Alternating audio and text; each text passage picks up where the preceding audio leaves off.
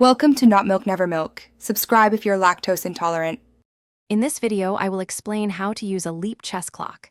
To begin, simply insert one AA battery into the compartment and then flip the power switch to the on position.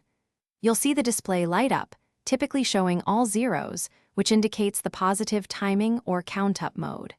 To start this basic timer, just press the middle button once.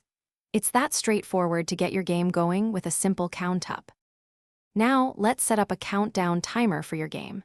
From the positive timing screen, press and hold the middle button for about 2 seconds until the hour digits begin to flash. You can then use the plus and minus buttons to increase or decrease the hours. A quick press of the middle button moves you to minutes, then seconds. The time for the second player is often copied automatically, but you can adjust it if needed. The Leap chess clock offers advanced timing features like bonus and delay.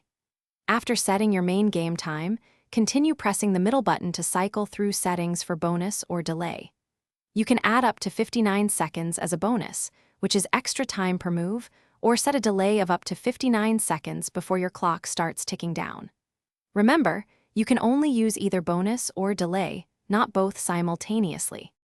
During a game, if you need to pause, simply press the middle button once. Press it again to resume. For an audible reminder, you can enable an alarm that sounds during the last 3 seconds of a player's time in countdown mode. A handy feature is that the clock retains your last used settings even after you turn it off and on again.